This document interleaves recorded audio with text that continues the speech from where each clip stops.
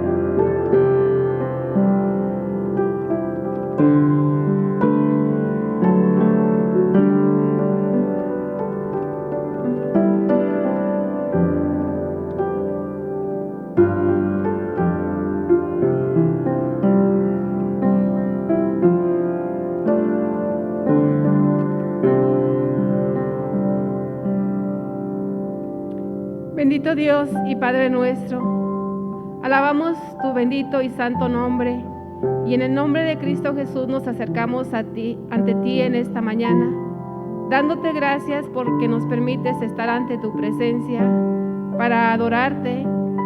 Señor, recibe nuestra adoración. Por eso, Padre, venimos también para que perdones nuestros pecados, Señor, aquellas ofensas que hemos cometido contra ti. No queremos pecar, mas sin embargo lo hacemos. Límpianos de toda impureza, porque sabemos que tú eres un Dios santo, que no permites, Señor, el pecado, y que nuestro pecado estorba nuestra comunión contigo. Limpia nuestro corazón, renueva nuestras vidas. Y hoy, pues, ofrecemos este culto a ti, porque, Señor, eres digno de todo honor, de toda gloria. Recibe nuestra adoración. Que el mensaje de esta mañana sea de bendición para nuestras vidas y que en nuestro corazón haya esa disposición de obedecerte, de amarte, de honrarte en todas las áreas de nuestra vida. Gracias por tu presencia con nosotros. En el precioso nombre de Cristo Jesús. Amén. Hermanos, les invito a que busquemos en nuestras Biblias la lectura devocional que le encontramos en el Salmo 101. Y le damos lectura del versículo 1 al 8. Salmo 101.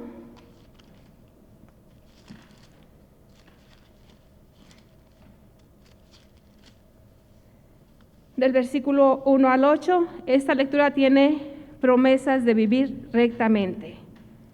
La palabra de Dios dice así: misericordia y juicio cantaré, a ti cantaré yo, oh Jehová.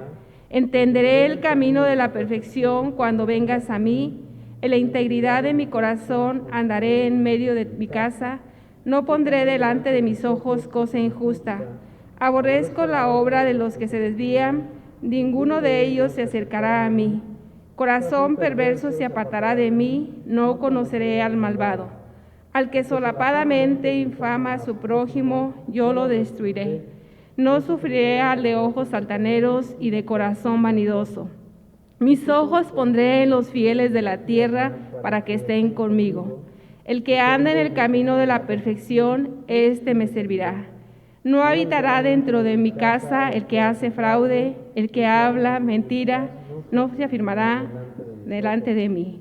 De mañana destruiré a todos los impíos de la tierra para exterminar de la ciudad de Jehová a todos los que hagan iniquidad.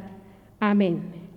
Continuamos con alabando a nuestro Dios con dos himnos, el 255, Tu nombre levantaré, Y posteriormente 256, venid, cantad de gozo en plenitud.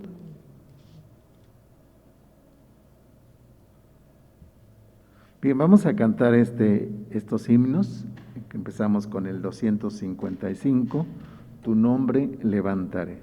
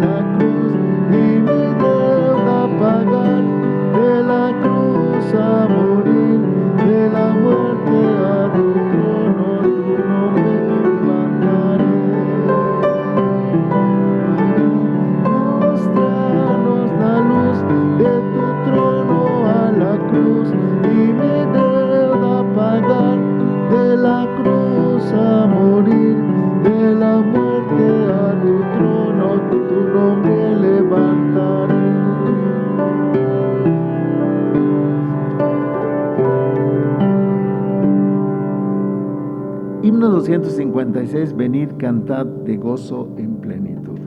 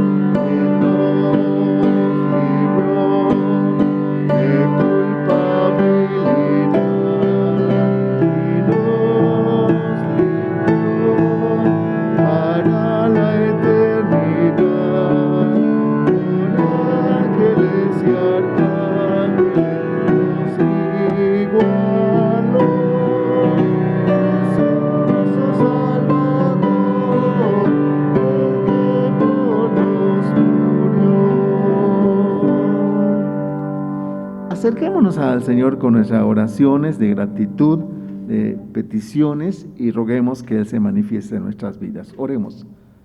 Padre Celestial, estamos alabando tu nombre por tu grandeza, por tu misericordia, por el gran amor que has tenido para con todos nosotros. Reconocemos, Padre, que tu cuidado y tu misericordia se ha manifestado en nuestra vida grande y poderosamente. Reconocemos, Padre, que tu poder está en nuestra vida y haces tu voluntad conforme a tus propósitos, y te damos la gloria por cada una de esas cosas. Gracias, Padre, por lo que eres, por lo que haces en cada uno de nosotros. Esta mañana, Padre, te ofrecemos nuestra adoración. Suplicamos que tú nos recibas en tu presencia y te glorifiques grande y poderosamente en nuestras vidas. Te entregamos, Padre, también la gratitud de nuestros corazones, porque día a día has obrado en nuestras vidas tu voluntad, tu presencia, tu poder. Has derramado sobre nosotros tu cuidado y tu amor. Y te damos, Señor, la gloria por cada una de esas cosas que tú haces en nuestra vida, grande y poderosamente. Muchas gracias, Padre, por habernos bendecido, y gracias, Padre, por estar con nosotros en todo momento. Rogamos, Padre, también perdona todos los pecados que hemos cometido. Sabes cuántas veces te hemos ofendido y nos acercamos, Padre, delante de tu presencia, suplicándote que tú perdones la multitud de nuestros pecados y te glorifiques grande y poderosamente en nuestra vida, renovándonos con el poder de tu Espíritu Santo, para que seamos más semejantes a ti, para que reflejemos, Señor, la grandeza de tu poder. Suplicamos también, Padre, toma en tus manos poderosas la vida de cada uno de mis hermanos. Conoces, Padre, sus luchas, sus necesidades, sus enfermedades, sus problemas, y queremos ponerlos en tus manos para que te glorifiques grande y poderosamente. Quédate, Padre, con cada familia que conforma nuestra iglesia, que participan, Señor, de este culto, que están, Señor, siguiéndonos también a través del culto por las redes sociales. Oramos, Padre, para que tú seas con cada uno de mis hermanos, en sus familias, en su trabajo, en su vida, en cada aspecto, Señor, que tenga que ver con ellos. En tus manos los encomendamos para que te glorifiques grande y poderosamente en cada uno de ellos. Padre, toma entonces en tus manos a tu pueblo, los presentamos delante de ti, a cada uno de tus hijos, a cada uno de tus seguidores, Señor. Te rogamos que tu gracia y tu poder esté con ellos en todo momento. También, Padre, ponemos delante de ti las circunstancias que estamos viviendo en este tiempo presente como nación, como mundo entero, Padre, los habitantes de este mundo, porque estamos, Padre, padeciendo grandemente los efectos de este virus dentro de nuestra sociedad. Te rogamos, Padre, que tengas misericordia de nosotros, que nos perdones, nos limpies, nos des la oportunidad de ver tu cuidado y tu misericordia. Acércate a todas las personas, Padre, que hoy están enfermas, contagiadas, ya sea en sus hogares o en los hospitales. Y de igual modo, Padre, estamos orando por todo el personal médico, todo el personal de todos los hospitales. Señor, tú conoces a cada uno en particular, y rogamos que tu gracia y tu poder se manifieste grande y poderosamente en sus vidas. Señor, estamos rogándote también que tú nos ayudes a recibir consuelo y fortaleza, porque este tiempo ha sido un tiempo de pérdida. Algunas familias, Señor, o muchas familias han perdido a sus seres queridos, y los depositamos en tus manos para que te glorifiques en ellos grande y poderosamente, y puedan sentir entonces, Padre, que en ti hay paz, que en ti hay respuesta, que en ti hay bendición.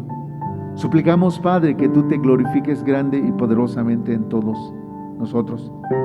De igual modo, estamos orando por las autoridades de nuestra nación.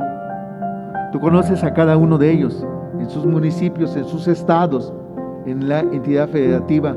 Padre, te rogamos que seas tú quien te acerques a ellos, que toques sus vidas y tengan también la oportunidad de conocerte, de servirte, de vivir, Señor, para tu voluntad, de que ellos puedan creer en ti y este gobierno, Señor, que ellos están encabezando, pueda apegarse a tus propósitos y a tu grandeza. Señor, te alabamos porque tú eres bueno, porque eres poderoso, porque podemos confiar en ti. En tus manos entonces depositamos, Padre, nuestra vida. Y estamos suplicándote que te glorifiques grande y poderosamente en nosotros. Y permite, Padre, que tu pueblo sea bendecido grandemente. Permite, Padre, que tu iglesia sea levantada, sea fortalecida y se convierta en una iglesia viva, que testifique, Señor, de tu grandeza y de tu poder. Que cada familia que ha creído en ti, que cada individuo, Señor, que ha creído en ti, se convierta en un mensajero activo de tu palabra y de tu grandeza. Señor, quédate con nosotros. Gracias por escuchar nuestra oración y bendícenos conforme a tu voluntad. Te rogamos, Señor, todo esto en el nombre de tu Hijo Jesucristo. Amén.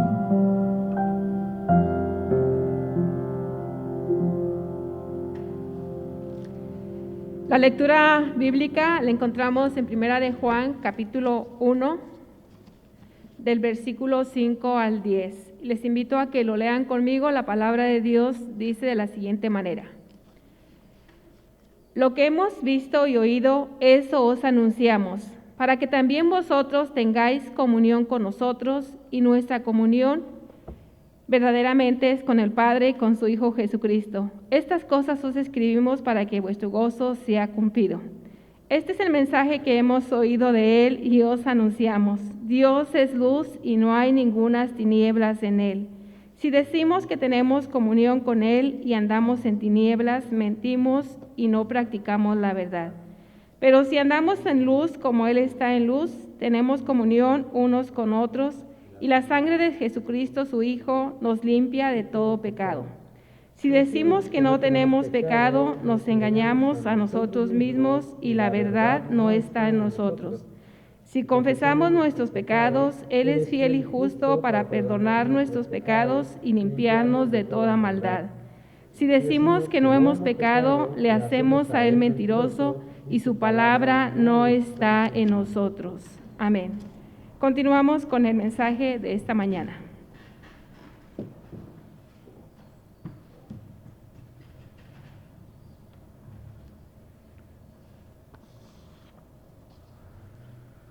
Buenos días, hermanos. Doy gracias a Dios que nos permite este día abrir su palabra para estudiarla. El texto bíblico que vamos a usar para la reflexión en esta mañana es la primera carta de Juan, capítulo 1, del versículo número 1 hasta el capítulo número 2, versículo número 11. Y el título de nuestra reflexión es Testigos de la vida eterna. Testigos de la vida eterna. El pasado lunes 21 de diciembre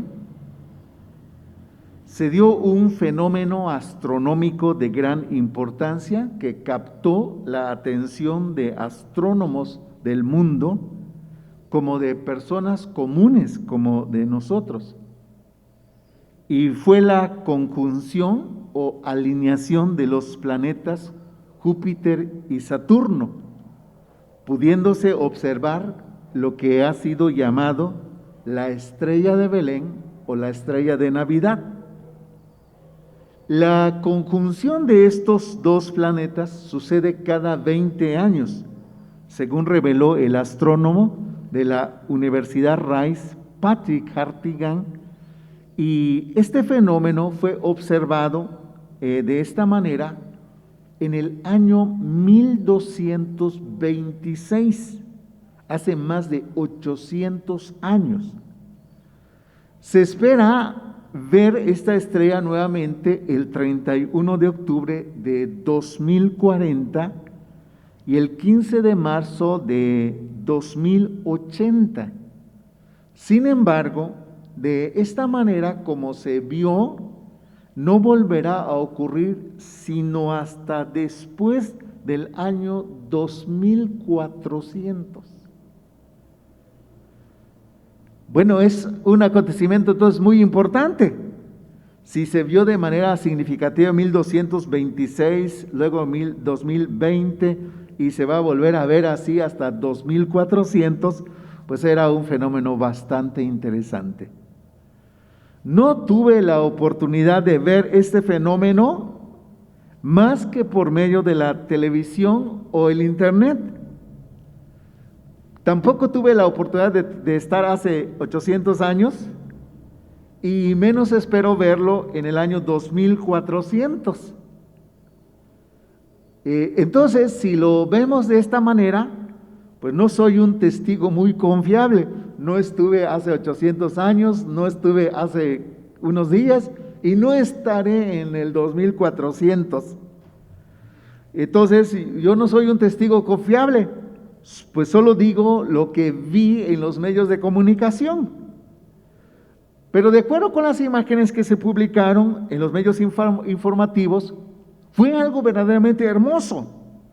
De modo que pienso que si esa estrella fue bonita, la estrella de Belén en el tiempo del nacimiento de Jesucristo seguramente debió de haber sido algo verdaderamente extraordinario. Respecto a lo ocurrido hace más de 800 años, no tenemos imágenes e ignoro si para el 2400 todavía hayan imágenes que corroboren lo que sucedió este lunes 21 de diciembre de 2020. Dejando por un momento lo anterior, que aún hoy no se ha comprobado que efectivamente sea la estrella de Belén, porque a pesar de los esfuerzos, la verdad sobre la estrella de Belén todavía es un misterio. Aunque han dicho que lo han llamado la estrella de Belén, no se puede comprobar que esa sea la estrella de Belén, aún ahora, aún en nuestro tiempo. Pero hoy vayamos al texto de la palabra de Dios para hablar de un testimonio, para hablar de un testigo que estuvo presente cerca de aquel que nació en Belén. Vamos a ver el testimonio de aquella persona que vivió en el tiempo en que apareció la estrella de Belén y en el que apareció el que anunció, al que anunciara la estrella de Belén. Por eso el tema de hoy se titula Testigos de la vida eterna. Testigos de la vida eterna. Y estos son testigos confiables, porque vamos a hablar del testimonio del apóstol Juan acerca de Jesús y las implicaciones de conocer a Jesús, de ser un discípulo de Cristo. Así que vamos entonces a nuestro texto de estudio. Primera epístola universal de San Juan Apóstol, dice nuestra Biblia. El texto bíblico que estamos estudiando corresponde a la primera carta de Juan, pues debemos recordar que son 3 cartas de Juan, hay otras 2, segunda y tercera de Juan, aparte del Evangelio de Juan.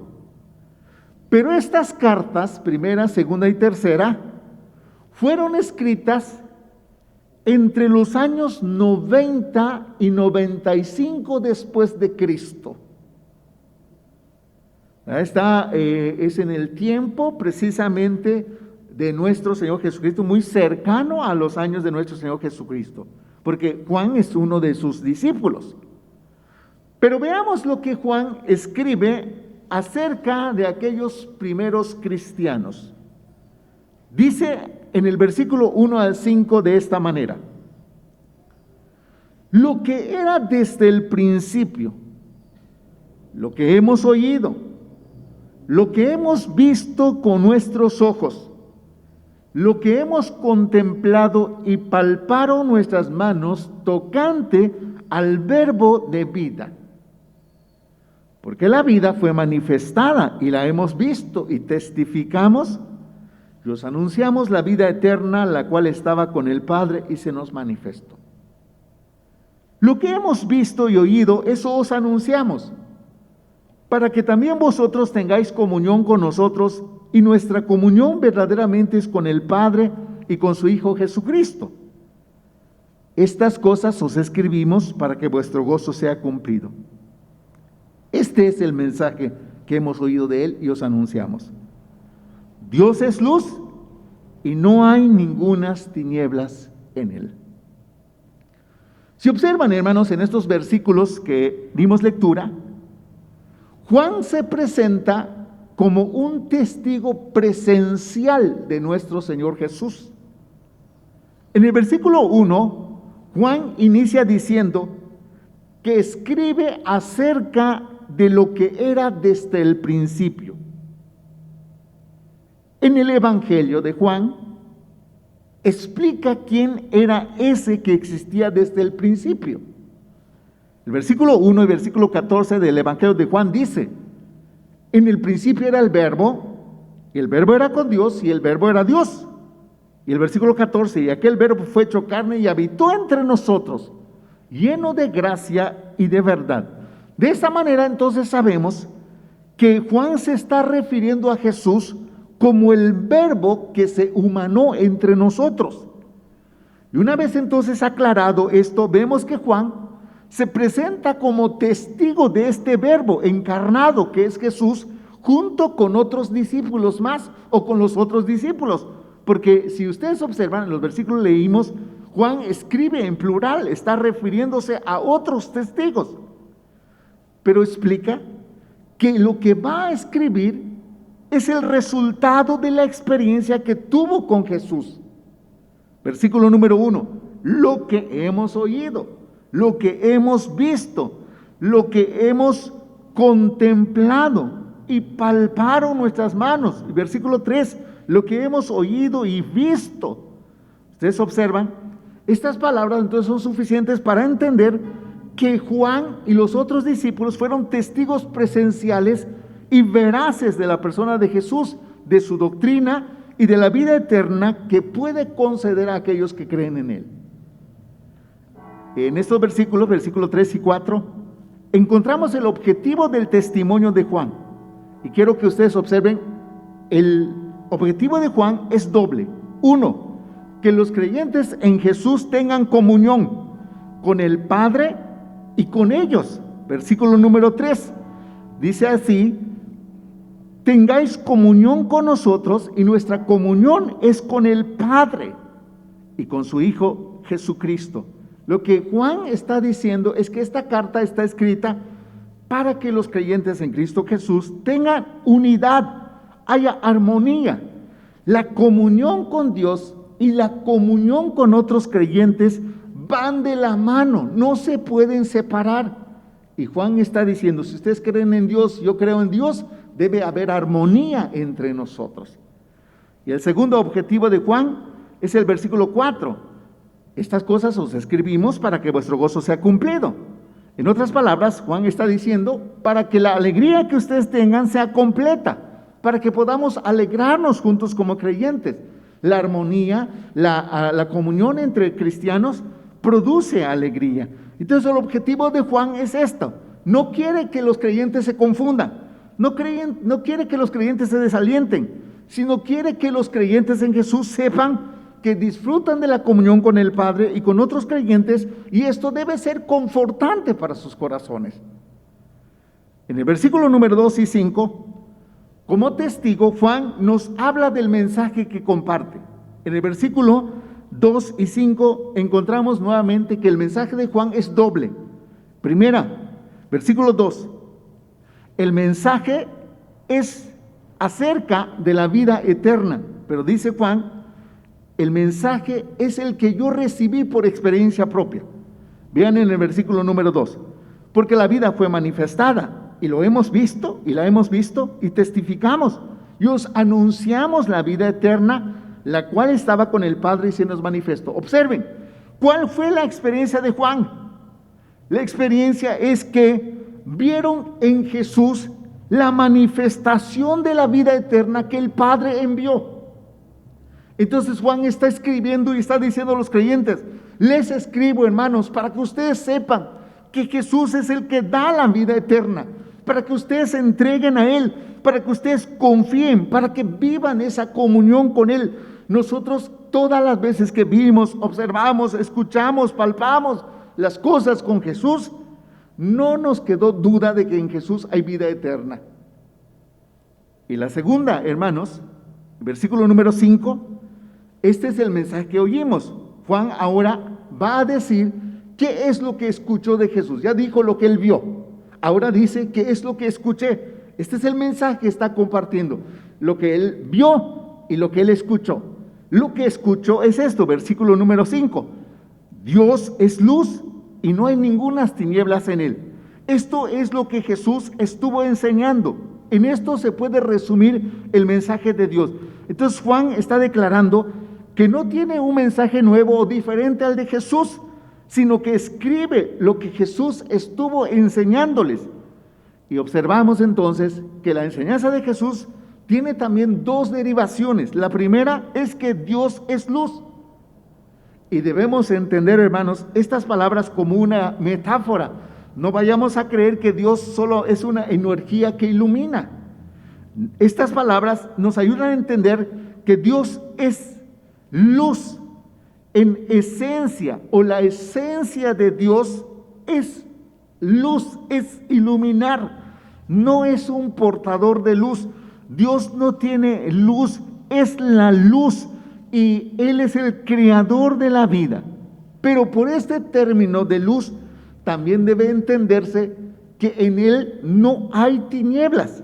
Y esta afirmación nos debe llevar a comprender que en Dios no hay maldad, no hay pecado, cosas que están simbolizadas por medio de las tinieblas. Juan entonces enfatiza que este es el mensaje que él había escuchado y estaba compartiendo por medio de esta carta. Amados hermanos, el testimonio de Juan ha llegado a los creyentes de este tiempo por medio de esta carta. Y como vemos o como vimos, esta carta podemos recibirla sin ningún problema, porque el testimonio de estos discípulos está fundado en la experiencia que tuvieron con Jesús, en las palabras que recibieron de Jesús. En el tiempo presente, hermanos, se necesita que cada creyente en Jesús se convierta en un testigo de Él, en la iglesia y en la comunidad. Estamos viviendo tiempos muy difíciles. Y la gente, hermanos, necesita escuchar sobre la vida eterna. La gente necesita saber que en Dios hay santidad, que en Dios hay dirección, que hay luz. Y necesitamos entonces, hermanos, que la gente que nos rodea, que nos conoce, que trata con nosotros, que trata contigo, sepan de este mensaje que Dios nos ha dado. Hermanos, los creyentes necesitamos ser testigos de Jesús. Como escribiera Orlando Romero, nuestra iglesia necesita urgentemente testigos de Jesús. Creyentes que se parezcan más a Él, cristianos que con su manera de ser y de vivir faciliten el camino para creer en Cristo. ¿Serás testigo de Cristo en este mundo que necesita de hombres y mujeres que los ayuden a creer en Jesús? Responde que sí. Di como dijera el profeta Isaías: heme aquí, envíame a mí. ¿Sabes, hermano? Tú necesitas convertirte en un testigo de Jesús en tu entorno, con la gente que te rodea, donde tú vives, donde tú te mueves, donde tú trabajas, donde tú estás ahí, para que todos sepan que en Jesús hay vida eterna. La segunda parte de nuestro sermón, Juan escribe de las características de los testigos. Al continuar con la carta de Juan, ahora presenta cómo es la vida de una persona que ha tenido la experiencia de encontrarse con Jesús y ser testigo de lo que Jesús hizo. Y esto es lo que sucede con estas personas. Versículo número 6 y 7 dice así: si decimos que tenemos comunión con Él y andamos en tinieblas, mentimos y no practicamos la verdad. Pero si andamos en luz como Él está en luz, tenemos comunión unos con otros y la sangre de Jesucristo, su Hijo, nos limpia de todo pecado. Y ahí está la primera característica. Un testigo de la vida eterna, un cristiano, debe vivir en luz, debe andar en luz. Juan escribe que esta es una consecuencia. Si Dios es luz y tú conoces a Dios que es luz, tú debes vivir en luz. Tú debes andar en luz. Y andar en luz significa vivir en Dios. Significa caminar con Dios. No significa que has alcanzado ese grado donde no se peca. Al contrario, se trata de una conducta, se trata de una práctica donde el objetivo que tú tienes no es conformarte a la naturaleza humana, ni a aquellos pecados que tú tenías antes de conocer a Jesucristo. Juan entonces está afirmando que aquel que dice que tiene comunión con Dios pero vive en pecado, está diciendo algo inconsistente. Eso no puede ser cierto. Una persona que en esa condición está declarando que quien vive así conoce a Dios, pero él vive en pecado, no está reflejando lo que Dios en su vida. Quien vive en la luz de Dios lo refleja en su vida. Quien vive en la luz de Dios lo declara a través de sus actos, a través de su conducta, a través de su vida diaria. Juan entonces está exponiendo que cuando el creyente conoce a Dios, él debe vivir en la luz, porque Dios es luz. Pero vean cómo Juan avanza.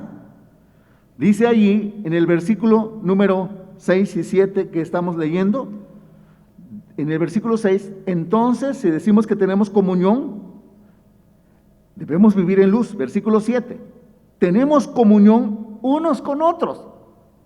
Y quiero que ustedes observen, hermanos, la consecuencia de vivir en la luz de Dios es que tenemos comunión unos con otros. Pero agrega, y la sangre de Jesucristo, su Hijo, nos limpia de todo pecado. El creyente en Jesús debe vivir entonces de esta manera. El apóstol Pablo entiende también este mensaje y lo enseña a los creyentes de Éfeso. Escuchen cómo dice el libro de Efesios capítulo 5, versículo 8 al 12. Porque en otro tiempo erais tinieblas, mas ahora sois luz en el Señor. Andad como hijos de luz, comprobando lo que es agradable al Señor.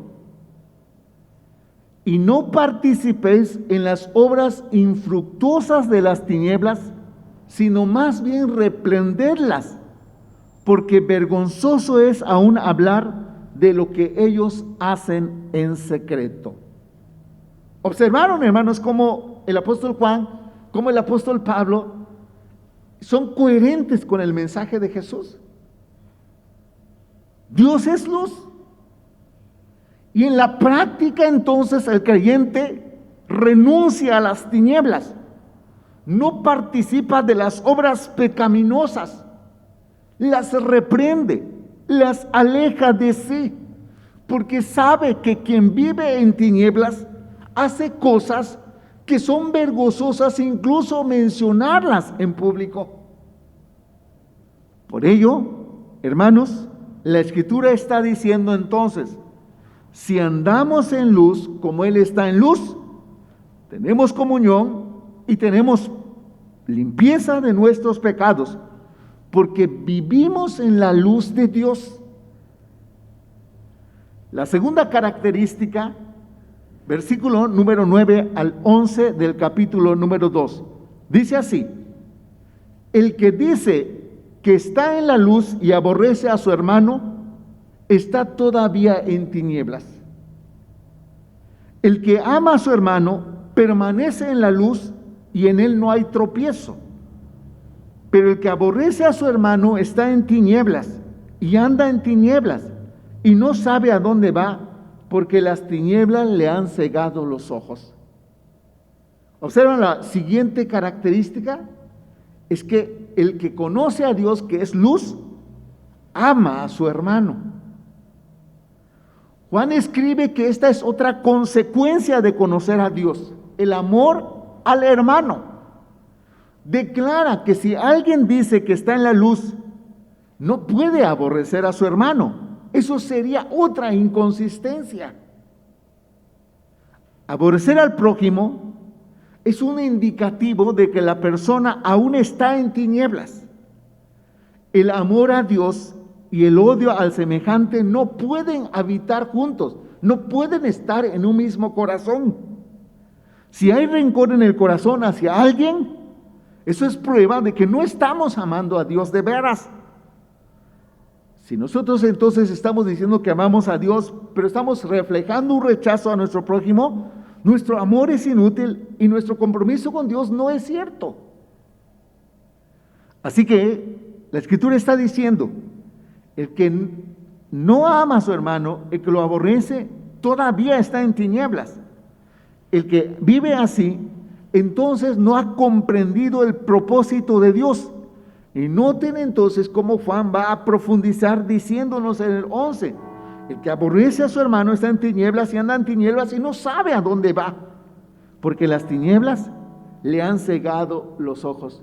Bien, hermanos, el creyente que cree en Dios está rodeado de luz, pero el creyente, o aquel que dice que es creyente, que odia a su hermano, está en la oscuridad y se revuelve entre las tinieblas. No sabe a dónde dirigirse, porque el pecado le ha cegado el entendimiento, le ha cegado los ojos. Entonces eso es cuando escuchamos a una persona que dice: yo amo a Dios con todo mi corazón, pero tiene mucho rencor hacia una persona y cree que está bien. Y no, hermanos, lo que pasa es que su entendimiento se ha enceguecido, que no se da cuenta que está mal. Es importante recordar que el amor a los demás no se queda en el terreno de las palabras, sino lleva a las acciones.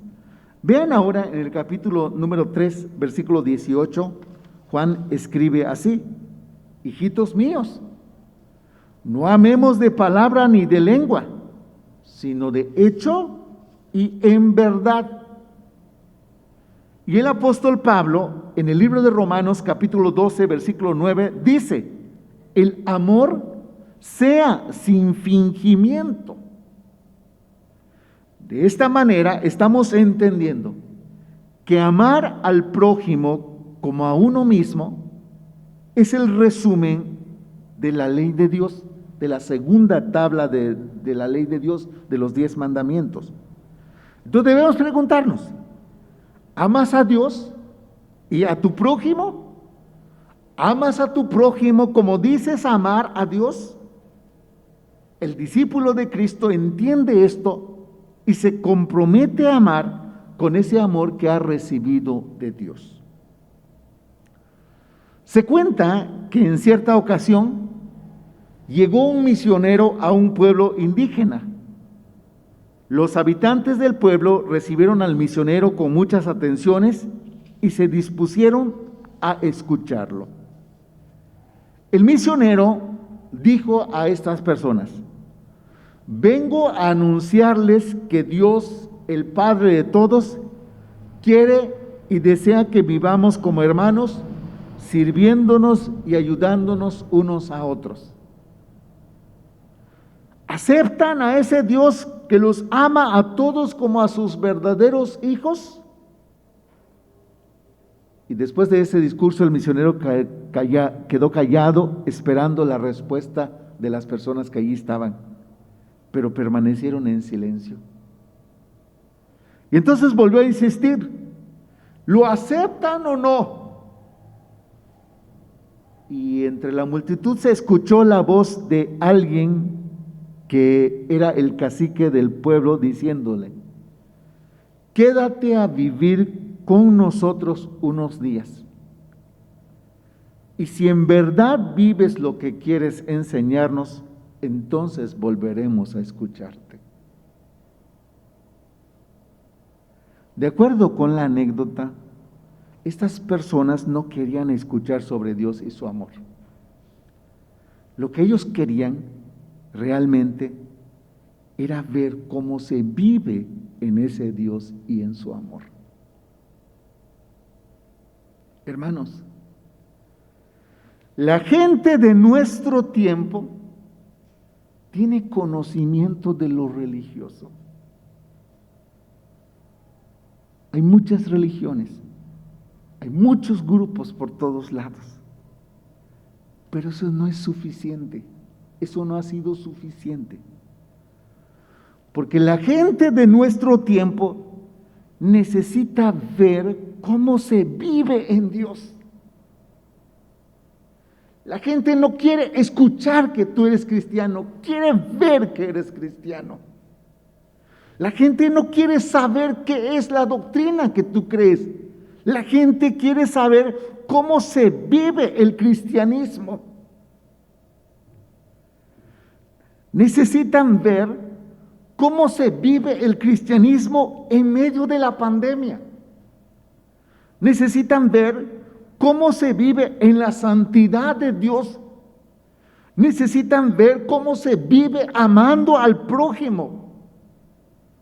La gente, hermano, no necesita escuchar más palabras. Necesita ver a los creyentes en acción. Y Juan está diciendo: si ustedes dicen que están en luz, no pueden entonces vivir practicando el pecado, y no pueden vivir aborreciendo a su hermano. Tienen que aprender a llevar eso al terreno de la práctica. Una persona que se llama cristiana, pero que no vive conforme a la doctrina bíblica, deja mucho que deber a la sociedad y hace ver mal a Dios delante de la gente. Porque la gente cree que Dios no existe, que Dios no es poderosa, que Dios no puede cambiar nuestra vida, porque si no ya lo hubiera hecho en nosotros, que decimos que somos sus seguidores. La gente entonces necesita ver, hermano, que tú estás viviendo el cristianismo. Santiago escribe en Santiago 2:26: porque como el cuerpo sin espíritu está muerto, así también la fe sin obras está muerto. El creyente, dice Juan, anda en luz y ama a su hermano. El testigo de Jesucristo se ve en su vida, se nota en sus acciones. Si no, ese hombre, esa mujer está diciendo una mentira. No conoce realmente a Dios. ¿Reflejan nuestras acciones que conocemos a Dios? Santiago nos hace un resumen rápido de la religión y nos dice en Santiago 1:27: la religión pura y sin mácula delante de Dios el Padre es esta: visitar a los huérfanos y a las viudas en sus tribulaciones y guardarse sin mancha del mundo. Tiene que reflejar nuestra vida que somos testigos de Jesús, porque hemos dicho que Dios es luz, porque hemos dicho que Jesús es la luz del mundo, porque hemos dicho que nosotros creemos en Dios, que nosotros somos seguidores de ese Jesús. Se cuenta que cuando una anciana salía de la iglesia, una amiga la encontró y le preguntó: ¿ya terminó el sermón? Y la anciana le respondió: no, ya lo predicaron, pero no se ha terminado. Ahora voy a hacer mi parte del sermón. voy a vivirlo.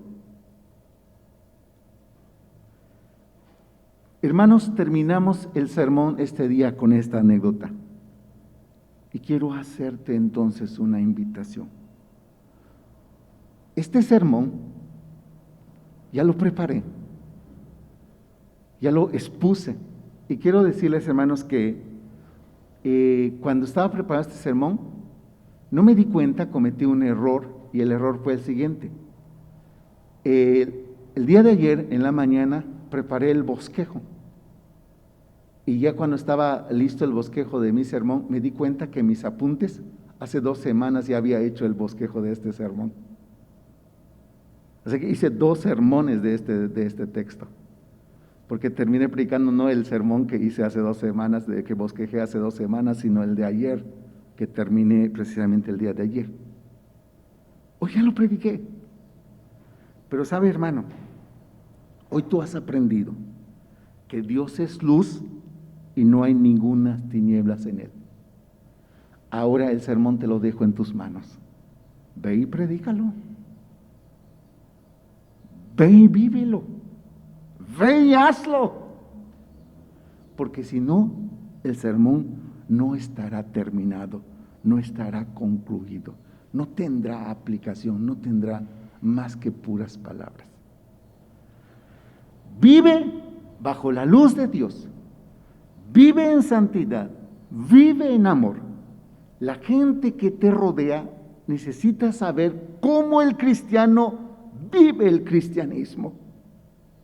Y está esperando verlo en ti y en cada uno de nosotros. Que el Señor, hermanos, los bendiga.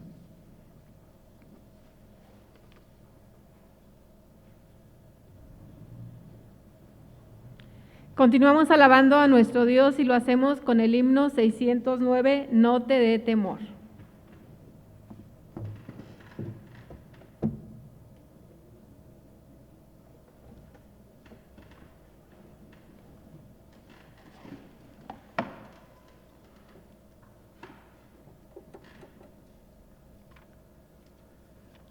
Número 609, no te dé temor.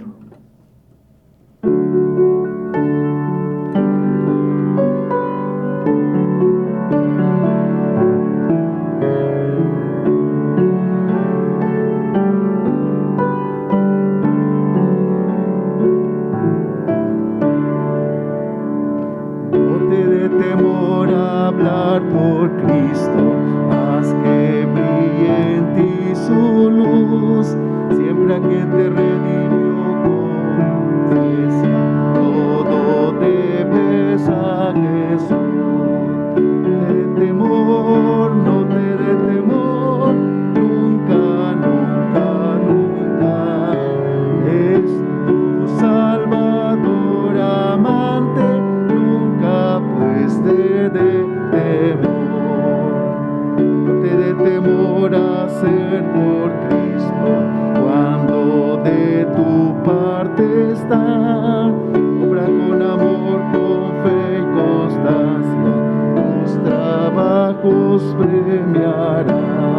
No te dé temor, no te dé temor, nunca, nunca, nunca, es tu Salvador amante, nunca pues te dé temor. No te dé temor sufrir por Cristo, los reproches o el dolor, sufre con amor tus pruebas todas, al sufrió tu Salvador. No te dé temor, no te dé temor, nunca, nunca, nunca, es tu Salvador amante, nunca pues te dé temor. No te dé temor vivir por Cristo, esa vida que te da, si todo tu afán en él confiare, él con bien te sacará. No te dé temor, no te dé temor, nunca, nunca, nunca, es tu Salvador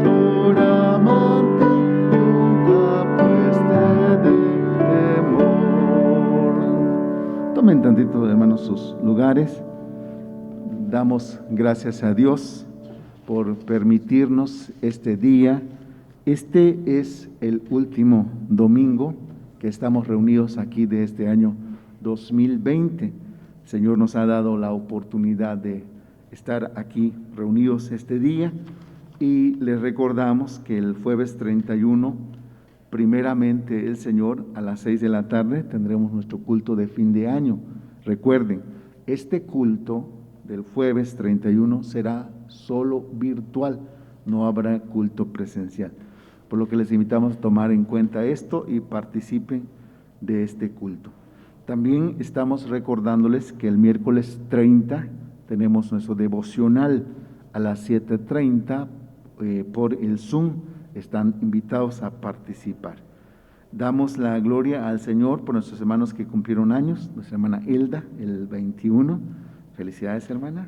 A Fabiola, que cumplieron años ese día. El 22, nuestro hermano Wesley. El 24, Herminia. El 27, o sea, el día de hoy, nuestra hermana Rosa María y Paola, que están celebrando su cumpleaños. Y esta semana celebraron el aniversario de boda nuestra hermana Carmen, nuestro hermano Faustino, nuestra hermana Rosa María, el 26, y nuestro hermano Daniel. Damos gracias a Dios también por sus vidas y oramos para que el Señor se siga manifestando en todos nosotros. 12:30 del día tenemos la clase bíblica infantil. Vamos a concluir este culto. Los invito a ponerse de pie. Vamos a orar.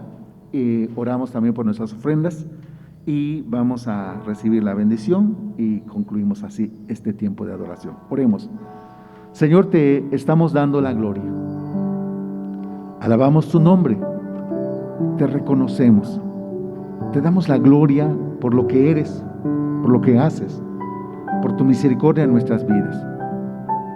Entregamos la ofrenda y los diezmos suplicándote que tú los bendigas y que tu gracia y tu poder siga estando con cada uno de nosotros.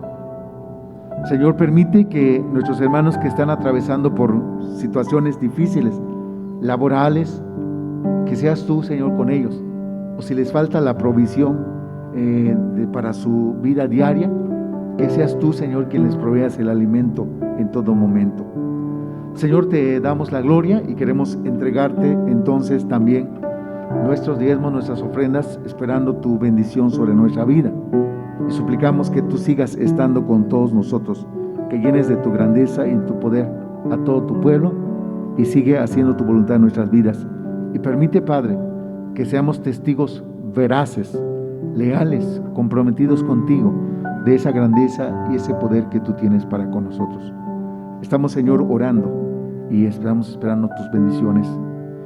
Estamos rogando todo esto en tu Hijo Jesús. Y ahora, mis amados hermanos, que la gracia del Señor Jesucristo, el amor de Dios el Padre y la comunión de su Espíritu Santo sea con cada uno de ustedes, ahora y siempre. Amén.